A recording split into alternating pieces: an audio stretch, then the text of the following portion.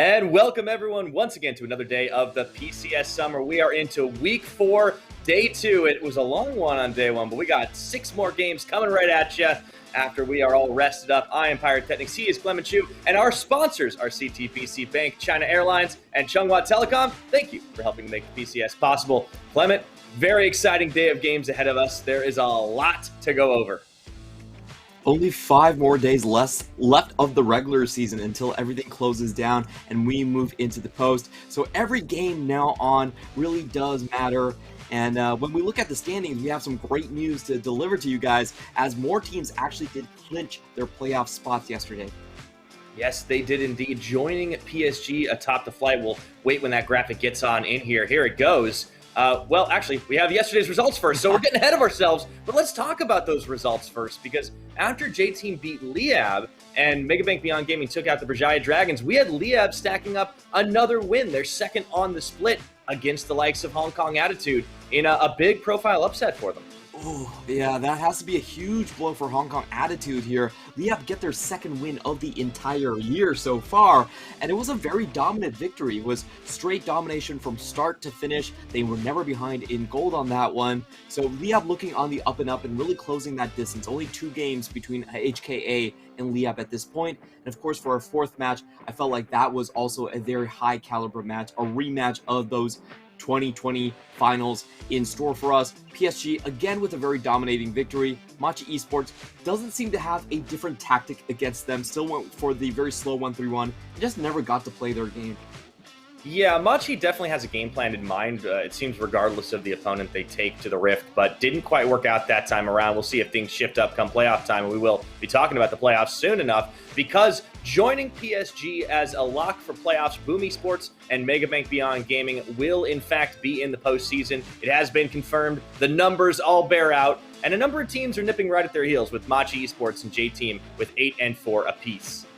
So far, the magic number is 9. Machi and J-Team could clinch their playoff spot today if they get their wins, or they could rely on Liab Esports losing to Boom Esports. That would also take them right into the postseason. But again, this is kind of expected because we do have a very forgiving format with 8 teams going on to the postseason. What I really want to mention about this graphic so far is the massive gap between Taipei J-Team and then Hong Kong Attitude. That's a 4-win difference gap right there. And every team below that, I feel like, is really fighting for their lives as Liab Esports seems to be getting stronger and stronger.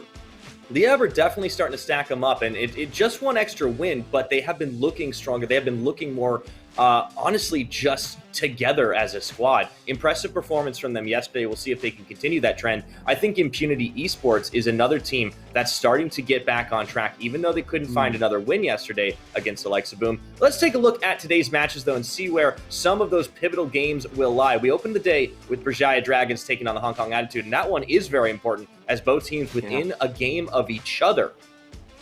That one is definitely going to be deciding a lot of playoff standings. And the second one, Liab versus Boom Esports, it does seem like a Goliath versus David matchup, but it does have a lot of playoff implications. This match, if Boom Esports take the win, it could send J-Team and Machi directly into the postseason. And of course, further on, we do have PSG Talon versus Taipei J-Team. That one is also very hotly contested. Maple versus Mission. These guys have been duking each other out ever since Season 5 as the probably number 1 and number 3 best mid laners of the LMS region and now into the PCS region. So a heavyweight matchup to round out the day for sure. Yeah, very storied players, the two of them, and storied teams and organizations now as well here in PCS. Excited to see how that one shakes out. We always have to ask the perennial question, can anyone knock off the top dogs in PSG Talent? So far, the answer is a big fat no, but there's still some games left to play and find that one out. But let's start off our day by getting into the matchup between the Berjaya Dragons and Hong Kong Attitude, because HK, they've made a number of changes. We haven't really seen them find their footing, and it seems like they've fallen even from where they were at the start of the season. And we talked about how the difference in standings really starts with them, with being a 4-game gap below the rest of the teams right in that top 5. What do you think is going wrong really for HK? I think both of these teams actually share a very similar narrative. As the rest of the PCS has leveled up, these two teams definitely feel like they sort of stayed behind. And if you go back to spring playoffs, these guys really had great performances in the postseason. You know, Berjaya Dragons upset Impunity, even though in terms of standing it wasn't that much of an upset, but most people thought that Impunity were the stronger team. Berjaya actually just took them down without even a loss against them that series. But coming into this split, I think, you know, compared to the rest of the league, they didn't really have a very strong improvement. And the swap towards Enso has not been looking that great. After this swap, they played 8 games and only secured 1 single victory. So I don't think the swap has actually ended up as good as they wanted it to. I think Arashi has been an upgrade over Enso, but Enso in the support position hasn't really delivered as much as Berjaya Dragons really wanted, and they find themselves kind of just stagnating in the same spot. Very limited champion pools. Everybody knows what they want to play. You take away the Gwen, you take away the LeBlanc. They don't really have a lot of tools to surprise you with. And overall, I just think this is a team without a lot of solid playmaking come the mid-late phases of the game. Yeah, and on the other side, Hong Kong Attitude are a team that have not a lot of solidity in their roster. They've made a number of changes, particularly at mid. Once again, we talked about it yesterday. They had re-signed Bivin in the previous week and brought him back, their spring starter. And now he's continuing to join the team here, but they also are joined by Rock, Kongye, Eminem, and K. And yeah, this team has kind of shuffled around a couple of different players in that position. But it didn't seem like Hongsuo was in particular a problem player, at least not from a performance perspective. I would have to agree with you. I think Hong Kong Attitude has bigger issues lurking in the background. The big one for me is they just have not had a great game plan. I feel like for a team with a lot of rookies, it's better to keep the same archetype of draft and then swap around the picks. So you know what to expect when you're going into a game, you know how to play. And Hong Kong Attitude, the way they lost to Liab yesterday was a bit frustrating because they drafted themselves a scaling 1-3-1 composition, and then they put themselves in a bunch of positions where they had to 5v5 teamfight, where they were way too close to the objectives, they were under ramps, they were already in the river, and Liab just turned around and punched them for it. So for me, Hong Kong Attitude, they're significantly better laners. They should not be in this position. If you remember the spring split, they actually beat Boom Esports in playoffs. So that's the caliber and that's kind of the expectation we hold for them, but they just haven't delivered because of the difficulty of execution for some of their game plans. Absolutely. Looking at our featured matchup between the two teams right now, we'll be in that bottom lane with K2 on the Berjaya Dragon side versus M&M. And this is actually a pretty similar set of statistics. The biggest difference comes out in how often one is involved in first blood or the other. And I think that doesn't necessarily tell a whole lot of the story. It's just the fact that both these players have pretty big upside, but we don't often get to see it. Yeah, it's definitely true. I think we have a bit more of a clearer identity on the side of K2, where he's much more about the poke champions. You know, he's played for his entire career basically champions without a lot of mobility. The Ashes, the Varuses, and the Ezreal and the Aphelios. Or on the other hand, I feel like Eminem has been caught between two different roles. We have the sort of Jhin and Kallistas on one side, and then the hyper carry roles on the Aphelios and Ezreals on the other. So personally, I think for me, I would like to see Eminem be the more aggressive side of the matchup. Stay low to the ground. They're on the red side this time. I think it does favor them quite a little bit. And I just want to see them play strong lane into win game. I feel like that's much easier to grasp for this team right now. Don't do anything particularly fancy. Don't ask the team to hold back from engages. Just play, strong from start to finish. I think that's the game plan that I want to see Hong Kong Attitude and Chawi go for this time.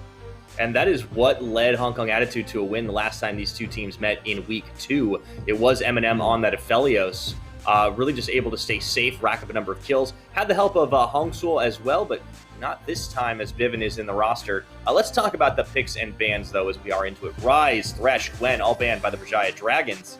And it's followed on the Hong Kong Attitude side by the Zoe and the Viego. Of course, Zoe, a champion that I've seen a number of teams picking up, and in particularly, Berjaya Dragons have liked it for Minji.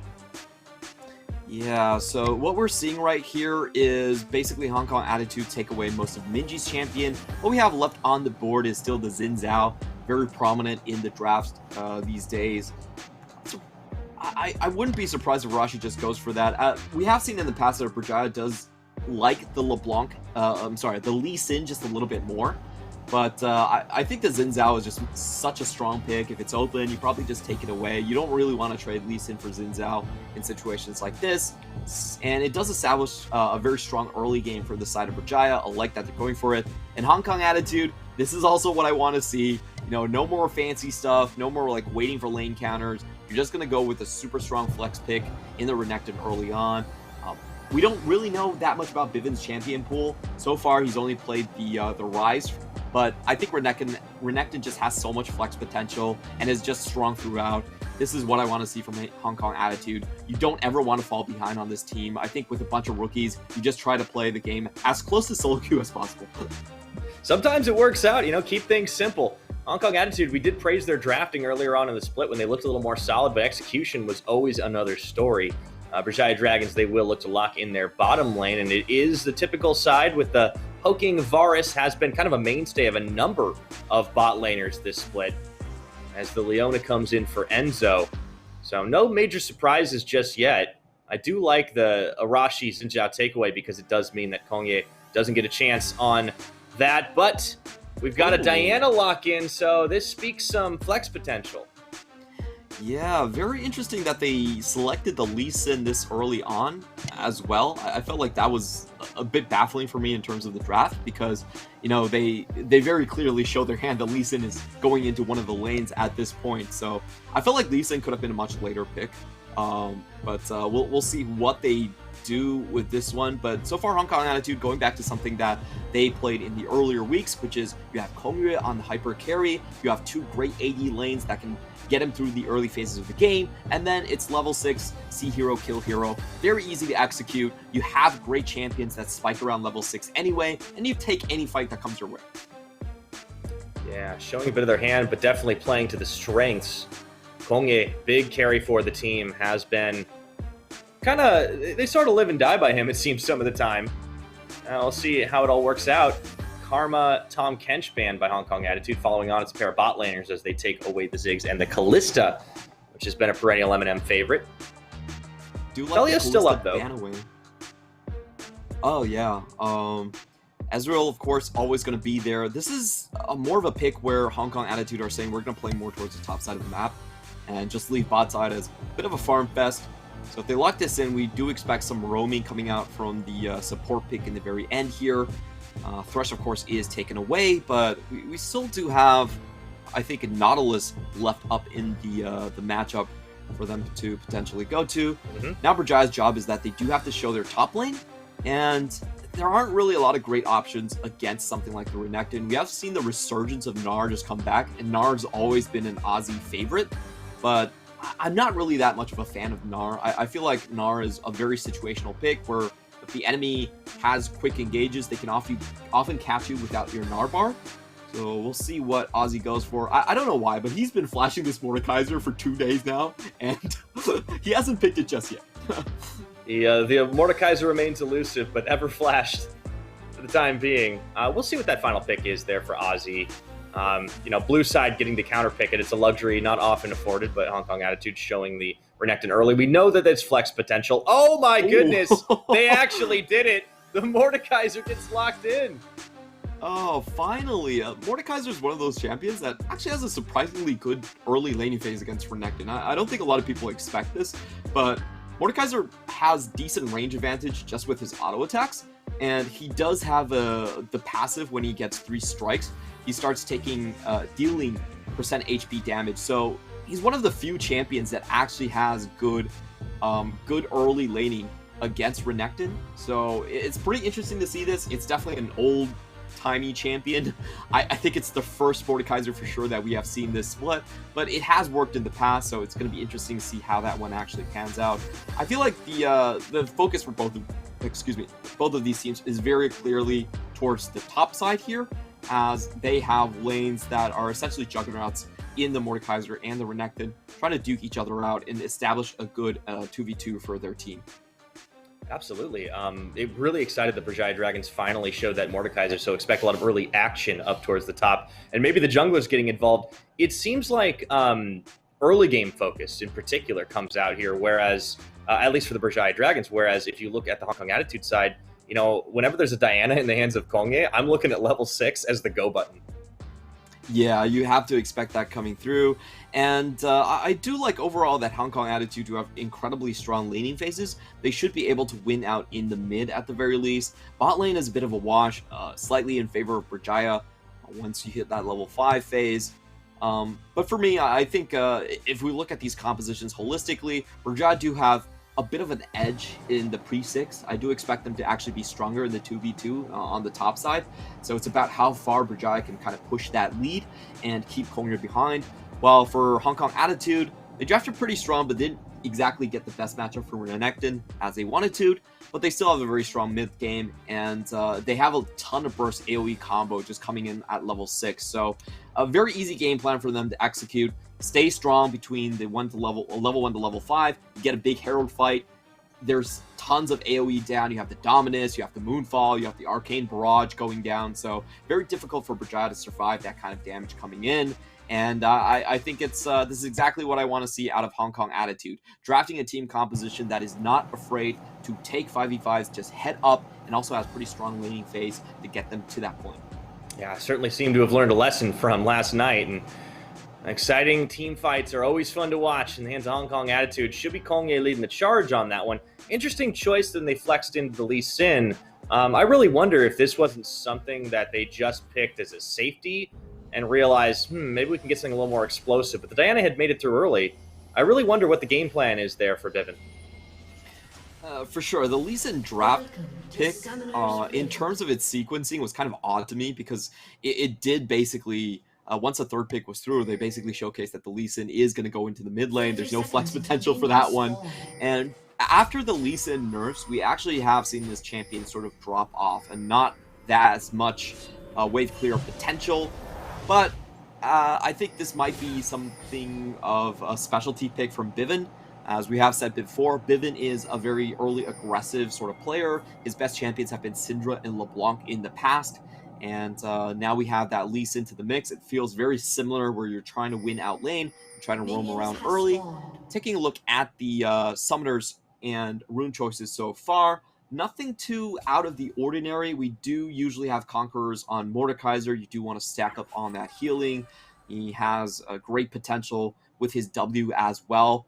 And the way that he just plays is that he usually forces you to go into a healing reduction item to really duel him. And that even goes for a champion like Renekton. Renekton actually can't get a very good trade against Mordekaiser until he gets his Dominus up, which is something very interesting. Very few AP bruisers are able to just bully the lane like Mordekaiser. Bit of a unique champion choice, one that Berjaya have been thinking about for a while, finally comes to fruition here. And yeah, it really is kind of oops all conquerors this game. We got 7 across the two teams. A little bit of poke early on, kicking things off. You talked about how this bottom lane should favor Berjaya a little bit more, but pretty safe against a Braum. Can negate a lot of damage with the Unbreakable. We have seen some solid Braum roams as of yesterday and last week as well. Yeah, I think they went for the Braum instead of the Nautilus, probably just because of the Sylas pick.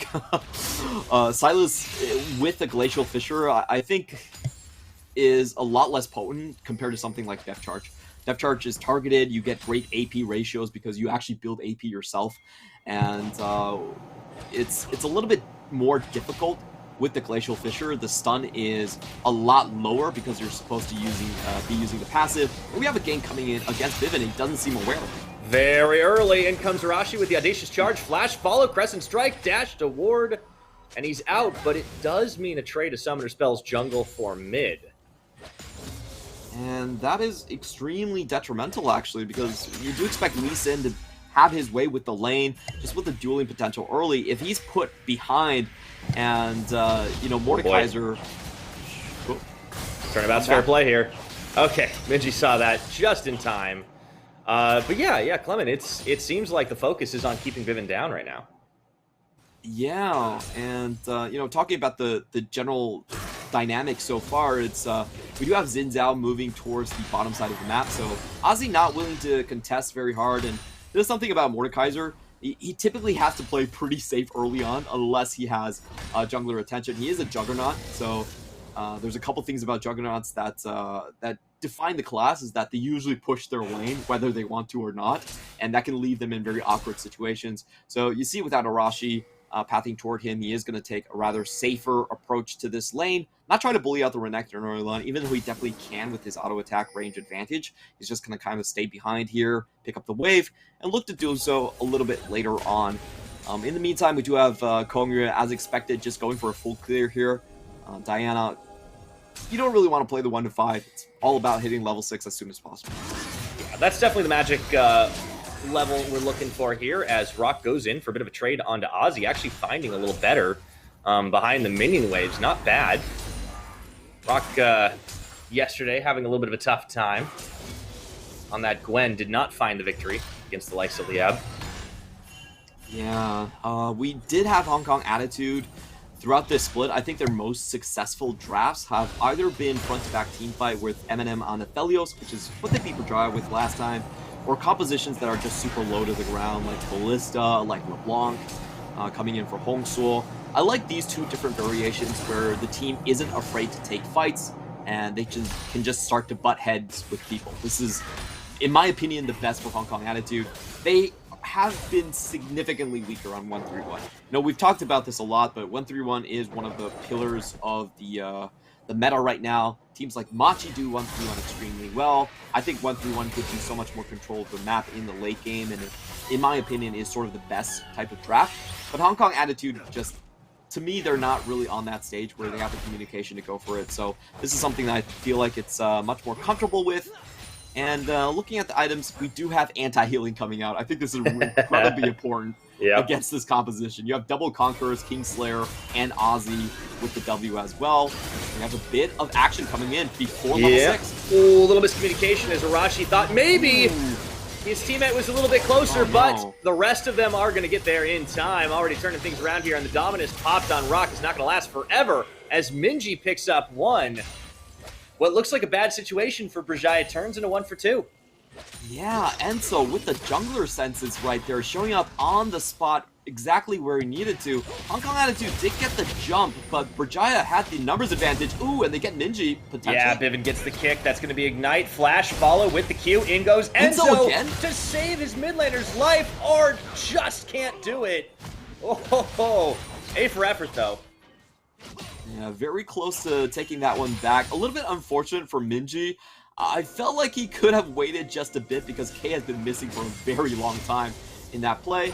We'll watch as this fight develops once more. I think the key thing to notice here is definitely Enzo and his position on the map. Arashi spotted Kongyue and opted into the fight because he knew that he had backup. While on the meantime, we did have a back coming out from the bottom side of Hong Kong attitude. So Berjaya, they know they actually have the extra number here. Bivin also comes into this fight extremely late. So essentially it was a bit of a 4v2 for the majority of that fight.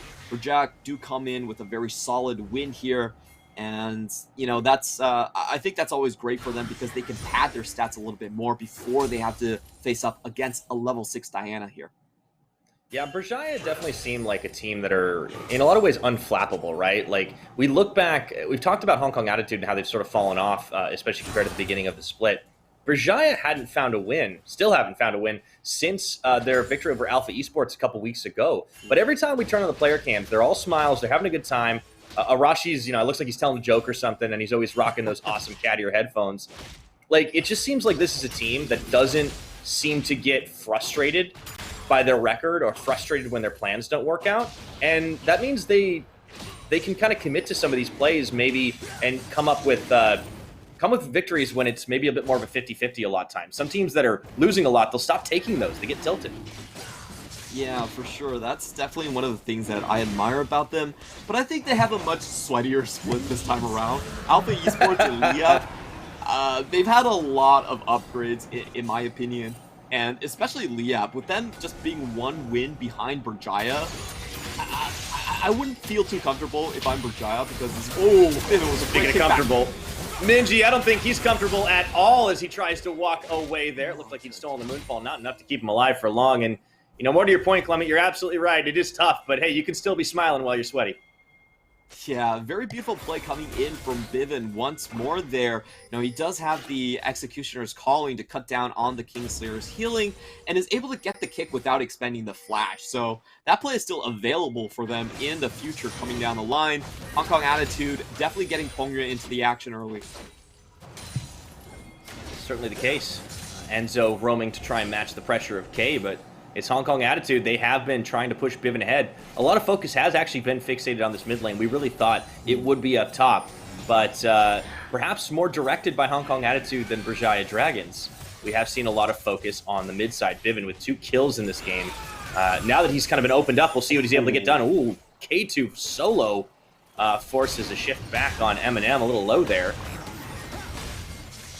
Yeah, very quick reactions coming in from Eminem. The cleanse instantly popped to keep himself alive here.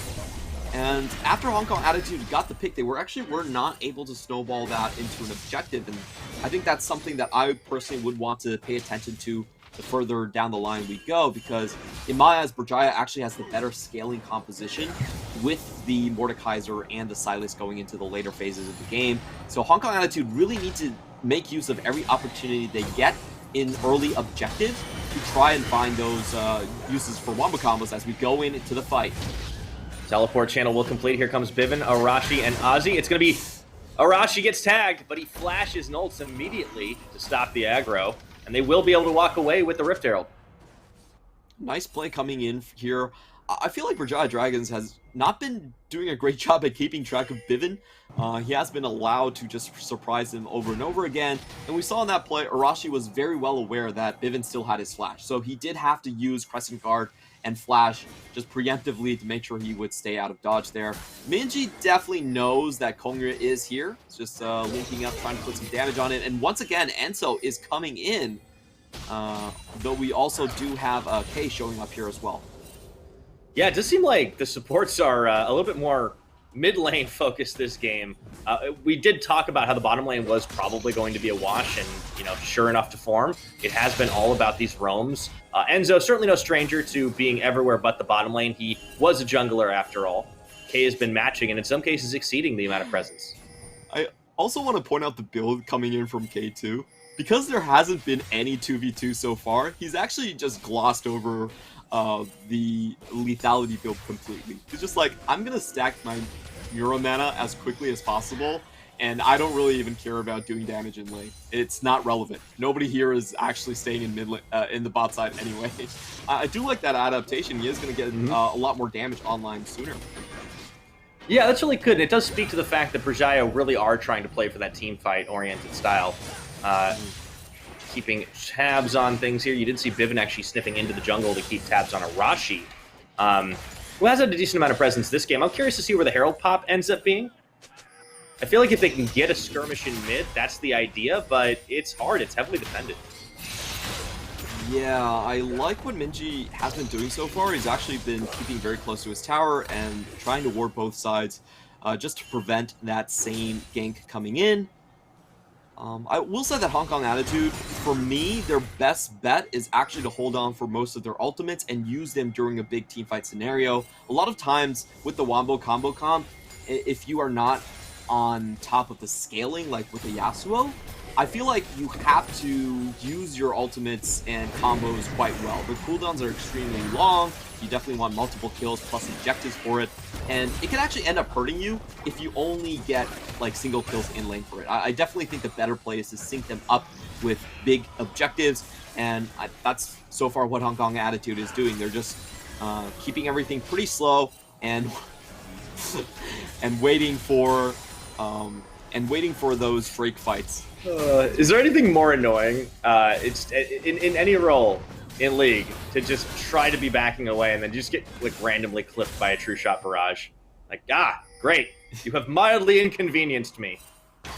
It's pretty funny because he also got the sweeping lens as well there.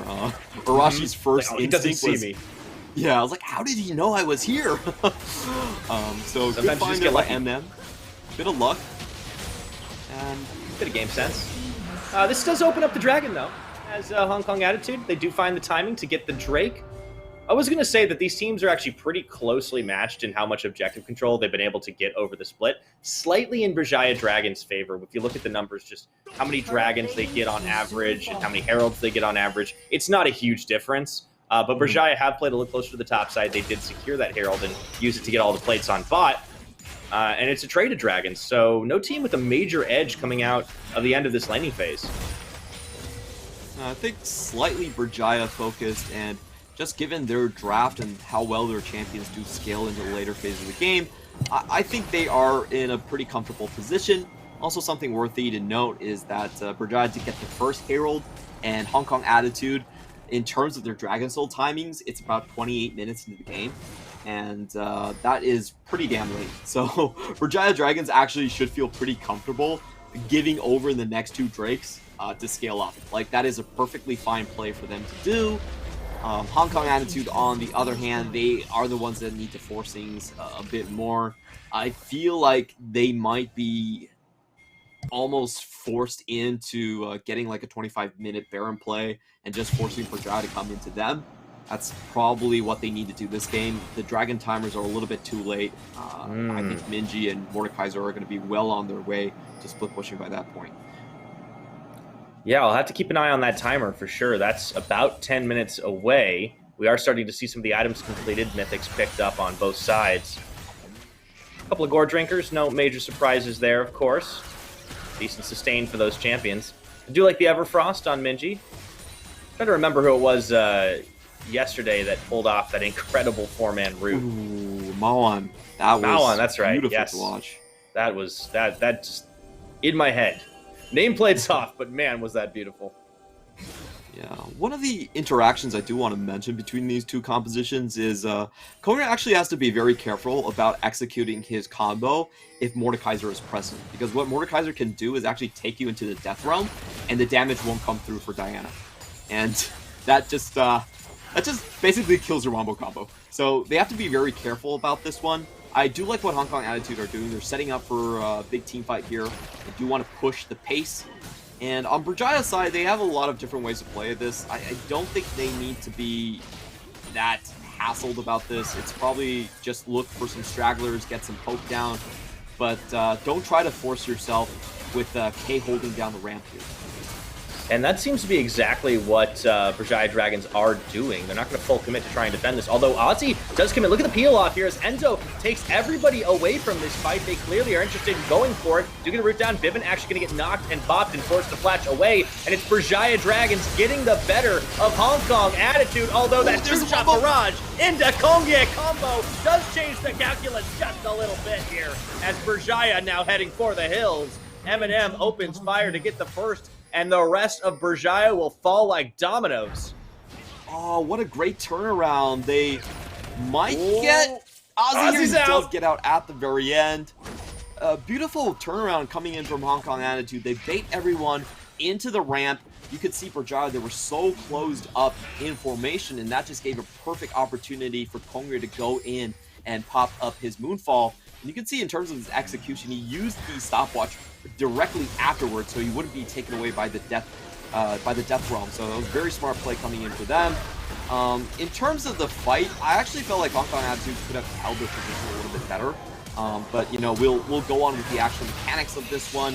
We do have Ozzy, you know, he's holding on to his death realm for the very last second, but doesn't actually get it versus Kongre, and then he just gets juked out on the back half. Doesn't do any damage, even though his passive was up and spinning. So a little bit unfortunate for him, but that was a great play from Rock, just taking Mordekaiser out of the fight. Usually it's Mordekaiser that takes you out of the fight and sends you to the death realm, but Rock just put him in the detention camp right there. Yeah, that was great play by Hong Kong Attitude off the back half of it. I really liked the combo up, and Kongye now with 2 kills as well. That gets the Hong Kong Attitude composition really rolling. They come right back to the scene of the crime, and they're able to easily secure up this Rift Herald. So at the 18-minute mark, gold might be close, but in terms of tempo, it is going to be all Hong Kong Attitude. Yeah, it was incredibly well done on the side of Hong Kong Attitude. Both Rock and Kongre just denying whatever Ozzy could do in that team fight, making him just relatively useless. He didn't get his ultimate off. His flash went nowhere, and he didn't make use of most of his passive in that fight. So I felt like Berjaya, it was a little bit questionable to fight up on the ramp like that. They did put a lot of damage onto Bivin early on, but you know, Bivin is just there to provide utility for the Wombo combo and the main damage to come through on Kongre's end. Unfortunately, they weren't able to get that, and now Bivin has another chance. Now they're going to try to fight for this, instead turning away from Bivin as he tags his way back into the midst of the team. And he goes golden for just a second. Let's see if that Ozzy can't stay alive through it all. It's Arashi that actually falls first, and a big hold combo once again from Kongye starts to seal the deal. Ozzy. They're fighting back as good as they can, but it's just not enough damage. Shut down by Ozzy, but that is going to be enough, actually, to really turn it in their favor. I thought this was going the other way for a minute. It does end up just being a 2 for 4 in that team fight. Hong Kong Attitude looked like they had a great start to the fight, but they just weren't able to kill anyone there. I was very surprised at how long everyone was just able to survive and kite around. In this team fight, Berjaya still had a lot of flashes up. We had flashes from K2 and Arashi, and they were just able to dance back and forth. We'll take a closer look at this one. I'm still very surprised that they got out as safe as they did right here. So taking a look at the fight, big thing is the wombo combo coming down. Let's see, Kongren actually takes a scenic route. Oh, it takes a very long time to finally get in. Gets the 3-man at the end. Look at K2 right here. K2 is so safe. He just stays back, you know, he gets this passive going, living vengeance on plenty of attack speed, is able to kite his way back into it, and it just seems like Hong Kong Attitude, the fight was beautiful for them, but it wasn't on key targets, and they didn't really reach damage thresholds on either the Mordekaiser or the Silas. Yeah, that was really, really confusing. Looking at it, it just seemed for so long like Hong Kong Attitude actually had it with the re-engage, with the Kongye jump-in Moonfall stasis, but it just didn't happen. K2 really being pivotal in that, flashing just to safety, and being able to secure so many of those kills and so much damage in the meantime. It puts Berjaya Dragons right back into this one. Also secures them the Mountain Dragon, so they will be feeling pretty happy about that turn of events. It will be Mountain Soul this game if it gets to it. And what that means is if Hong Kong Attitude are to take every single Drake afterwards, it's still going to be around a 33-minute Dragon Soul. And it just means that Berjaya Dragons don't have to take any fights they don't want to. They can stay split the entire time going forward into this one. And Hong Kong Attitude, I feel like they do have to make some side lane plays to make sure they can get some picks early on. I love that Chem Tank, not Chem Tank, excuse me. The Ken Punk coming out from Rock there. He definitely needs some grievous wounds coming into this fight. Makes it a little bit easier. Yep. All right. Yeah, really thinking back to the last time these two teams faced off, it actually was quite an even game for a while in that instance as well. Oh, K2 though, oh no, he just got caught between a Kongye and a hard place. And that is an easy pickup for the Hong Kong Attitude jungler with a little help from the rest of HKA's duo. Yeah, and it's a great setup straight for the Baron after this. Hong Kong Attitude are to go for the tower first, but that was very unexpected. Rock's zoning with the Dominus. You know, K2 had great positioning in that previous fight, so it is just a bit of a head-scratcher to see him step so far forward without any backup. It's not going to prompt the Baron yet, but it's certainly opened the map up more with that tower being knocked down. Definitely a mistake there from Berjaya's AD carry. Yeah, it's been playing quite well the entire time, and usually when you're in the 1-3-1 situation, you are not there to deal poke. You're actually just in position to wave clear. So, not sure why it was that far forward. That does break open the 1-3-1. You know, we're talking about this yesterday, but if you're trying to go for this strategy, you lose mid tower. It's very hard to keep defensive posturing because the enemy can just push in your mid and then transition towards either of these side lanes. And it does open up avenues for Hong Kong Attitude to find a couple more plays here. See if they go aggressively in the mid lane. If they do, that should be a very clear trigger that they, in my eyes, should be transitioning into the top side. Silas is probably a lot easier to deal with rather than Mordekaiser. That you never really want to tower dive a Mordekaiser, especially when he has stopwatch and Delpro. It's quite hard. You know, this game has really been a lot less focused on the lanes themselves, and that's why we see so few towers actually taken. It has been all about the Dragon and Baron pits, and Arashi is going to get caught, kicked. He gets the knockback. Doesn't seem to matter here as Kongye and Viven are there. The teleport is on, and K will tag in with Glacial Fissure looking for more. Kongye trying to find the damage, not able to execute, and in comes Zazie around the backside for Berjaya. They're going to go to close the trap here, and that is a big old Mordekaiser opening up onto all of the Hong Kong attitude. Eminem will be able to finish Arashi up, but the rest of the team cleans house. Another 1 for 4, and it could be even worse as Eminem is slowed down.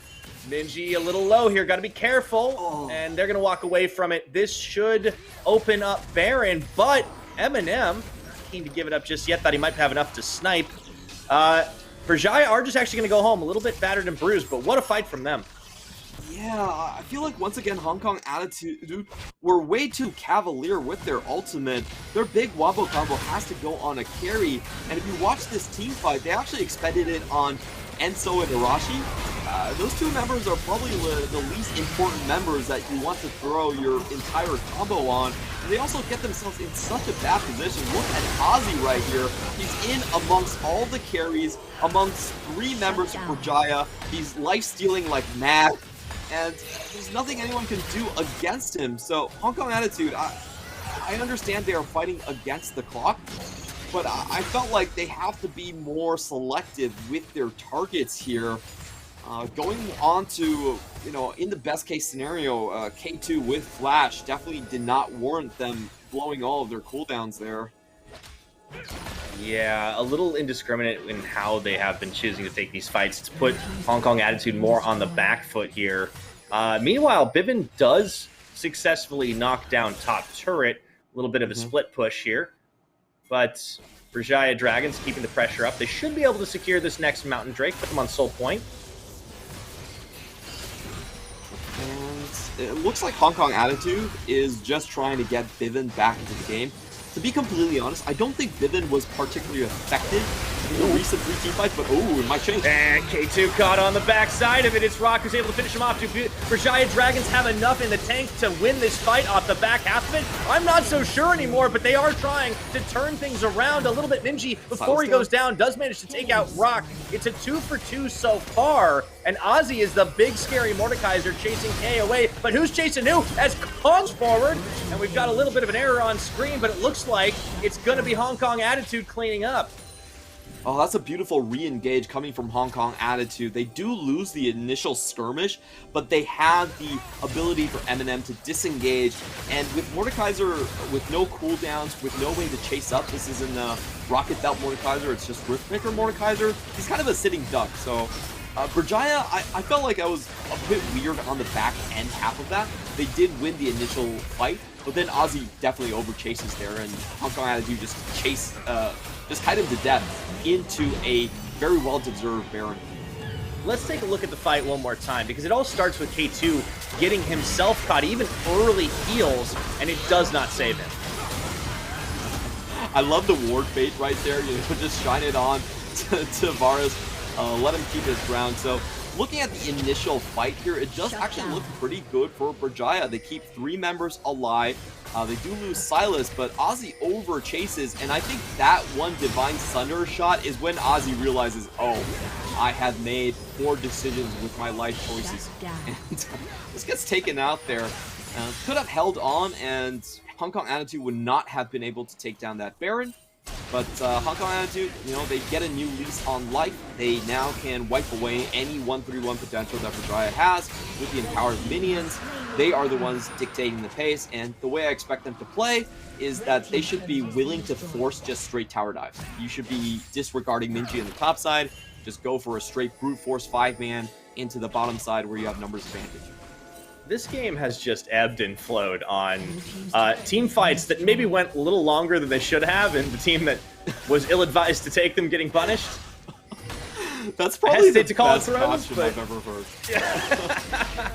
They just like to go a little too ham, both these squads, but it is Hong Kong attitude who have the impetus to do it now with the Baron buff, securing also that other Mountain Dragon.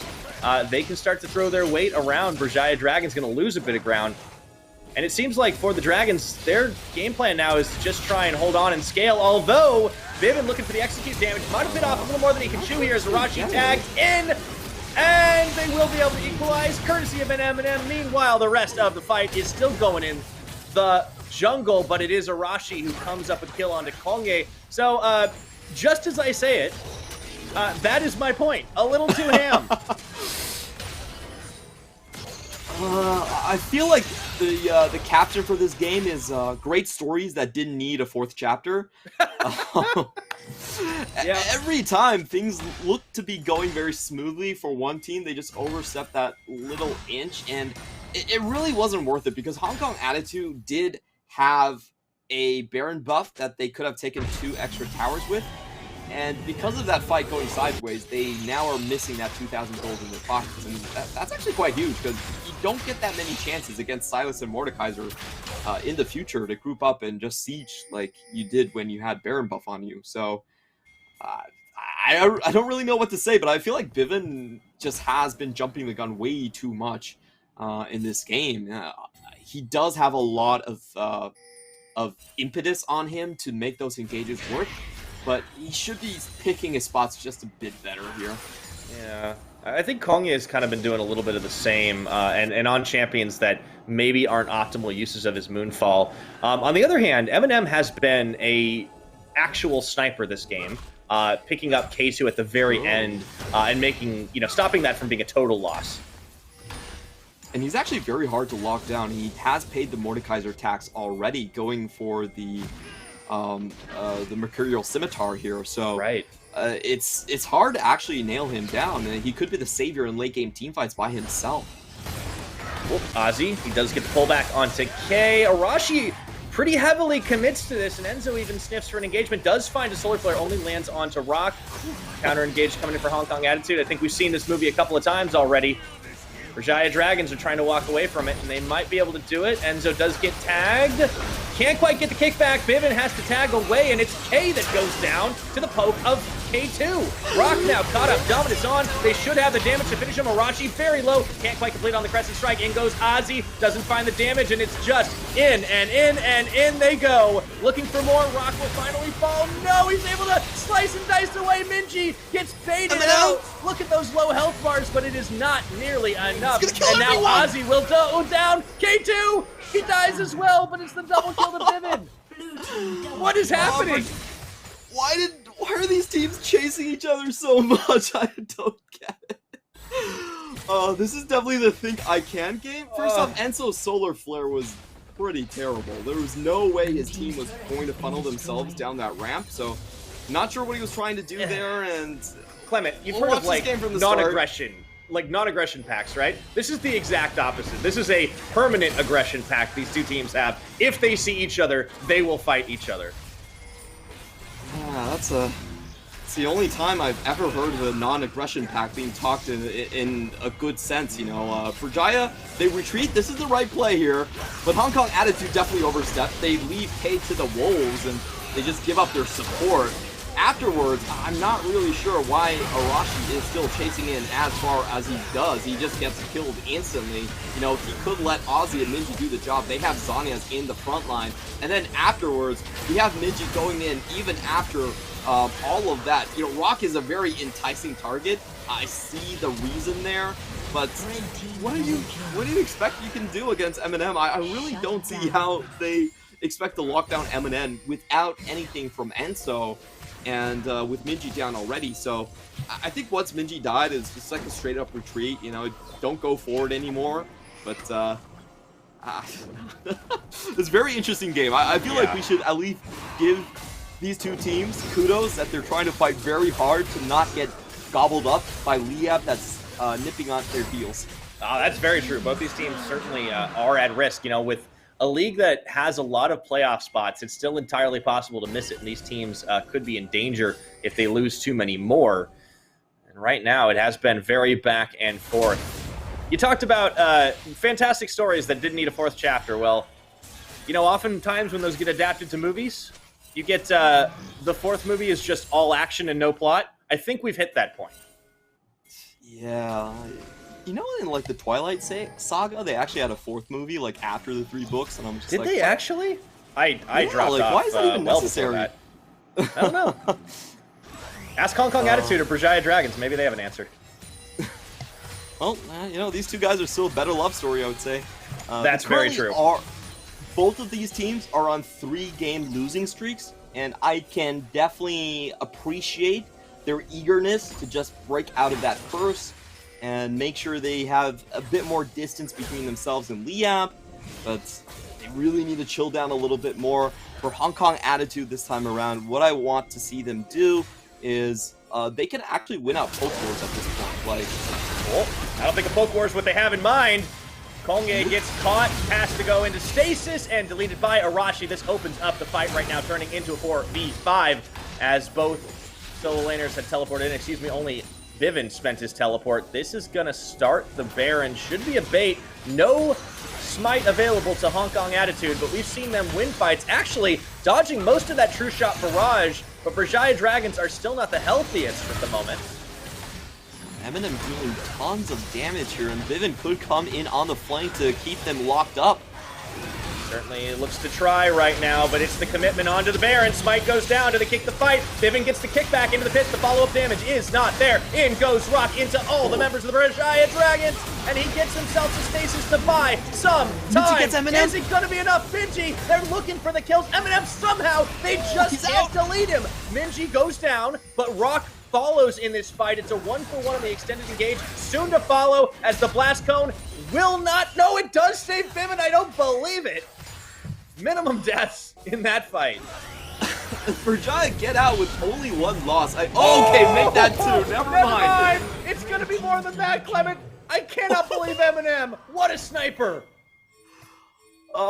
Great gameplay coming out from Eminem. Just taking away those Baron buffs, and that's absolutely critical here. I think the only Baron buffs left is on Ozzy.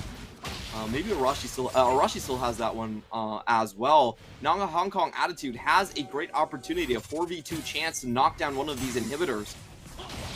Hong Kong Attitude can thank their lucky stars and thank Eminem that they were able to clean up after that fight, and despite the Baron buff going over, it's HKA that are sieging into the Berjaya base. Let's see the fight again.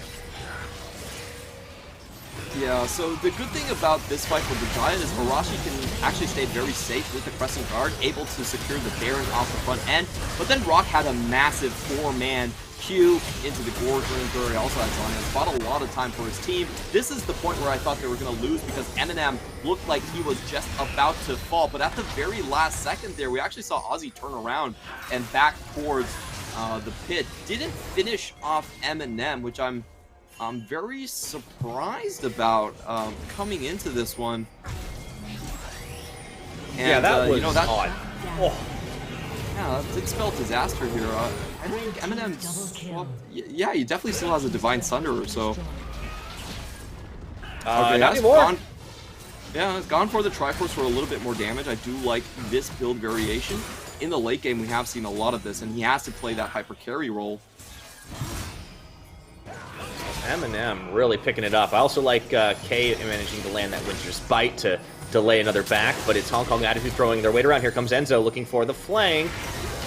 See where the Solar Flare lands. It's going to land onto 2. Meanwhile, Rock buying a lot of time for the team once again, and Enzo taken out before the start of this extended engagement. Ozzy going to be left for dead here as he tries to heal up through the rest of the team. And Hong Kong Attitude just seemed to have the better fight. Rock looking for another finisher, and Minji pulls in a bunch on that Stolen Crescent Guard, but it will not be enough. Or will it? K2 comboing with Ozzy to finish the fight. He's alive? How did...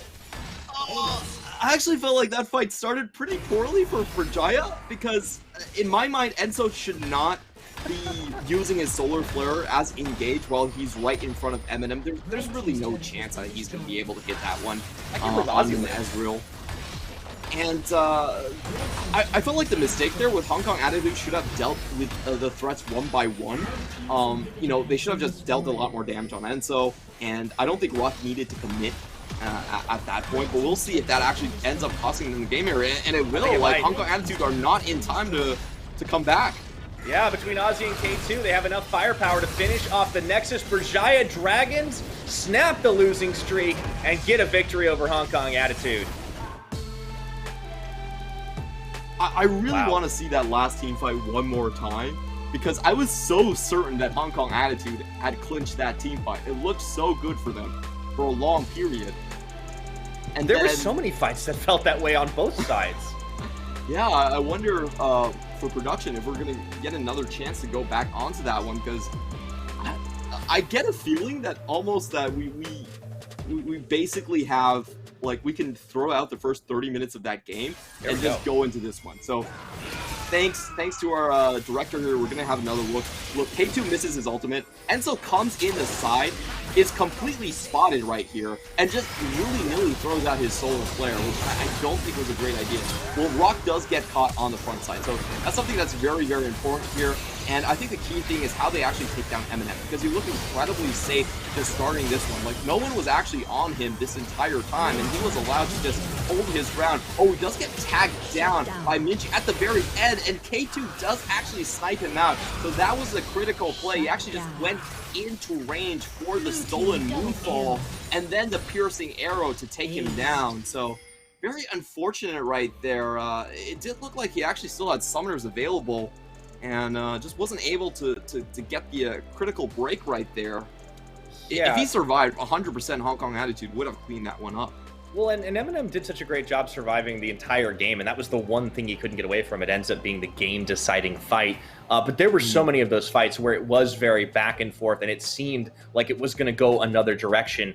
But then inevitably, like, 3 people would just get popped in the blink of an eye, or miraculously Eminem or someone would escape, and all things would change. Like, at the end of the game, K2 just flashes the, like, crab. And I'm like, yeah, me too. Honestly, I don't know what to make of that game. It really was insane. And kudos to Berjaya Dragons, because they come up with a victory. They had the scaling on their side.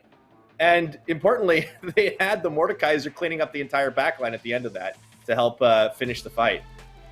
I actually really like the Mordekaiser pick. It was such a good answer to a lot of what Hong Kong Attitude wanted to do. They're a wombo combo team that tries to rush in forward.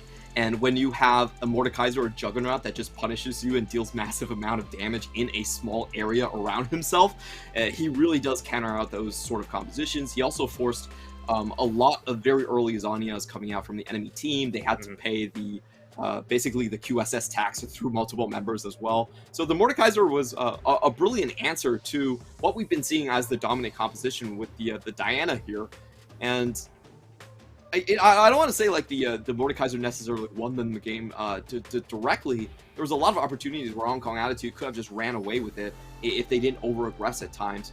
But the key thing for me in this fight overall was just the strength of Berjaya Dragon's bot lane. I felt like that was something that we didn't really see in Spring Split coming out for Berjaya Dragons. You don't expect them to actually win out on the bot side, but this time around they had a great time. We saw the investment of the Herald early on for K2 to allow him to get a massive lead much earlier, and with that lead, they were able to just choke out the Drakes. The way Hong Kong Attitude wanted to play this game was they wanted Drake stacks very early into the game. They wanted to make sure that their wombo combo was going to obliterate multiple members and just force Berjaya Dragons to come into the river. Berjaya Dragons never had to do that. They actually were able to play very safe with the side lanes themselves, and the only times they actually gave up kills were, I think, on over chases. So, you know, I feel like in terms of you could nitpick on the teamfight execution, but in terms of the general macro, I feel like Berjaya Dragons should feel very, very happy with that. You look at this Gold Graph, at 25 minutes, they're still in the lead with scaling champions like the Silas and the Mordekaiser on their composition. Yeah, so many these little dips and swings, and just a result of like team fights that were honestly down to over-aggression, I think, on both teams' sides. For the Berjaya Dragons, it was less about like, we see a champion and we want to chase them down. It was more like, oh, they tried to chase us and couldn't get a kill. Now we're going to take it to them. With a couple of exceptions, I do think that Enzo should probably be a little more choosy about his solar flares. We definitely saw a lot of kind of like ones. But on the opposite side, Hong Kong Attitude, they go a little bit too deep with Kongye. They go a little bit too deep with Bivin. But Ozzy will be the MVP of the match on the Mordekaiser. Pivotal when he needed to be in that final fight in particular. And certainly enabled the rest of the team to find avenues to victory. Really just forced the enemy team to, as you mentioned, pay the tax. And they paid with their lives as well. Death Realm is just such a great combo breaker. I felt like he took a lot away from the efficacy of the Lee Sin. In most compositions, you see Yasuo Diana being the go-to combination, but when you have a Mordekaiser on the other side, you have to quickly execute your combo so fast. So I felt like he put a lot of invisible pressure on Vivin to make subpar catches, and that's really what gave Berjaya a lot of leeway in their early to mid game. And from now on, whatever Ozzy flashes, I'm actually just going to believe him, okay? You flash a Heimerdinger, you flash a Fiddlesticks, you flash all of Moonblack's champion pool. I'm going to just believe in Ozzy and say, okay, Ozzy probably plays that. He delivered. I mean, we finally saw it a couple of times. It wasn't a bunch of random champions. It was always the Mordekaiser. But that is going to put an end to that game. But right when we return, it will be Boom Esports taking on Liab. So don't miss it. We'll be back in 10.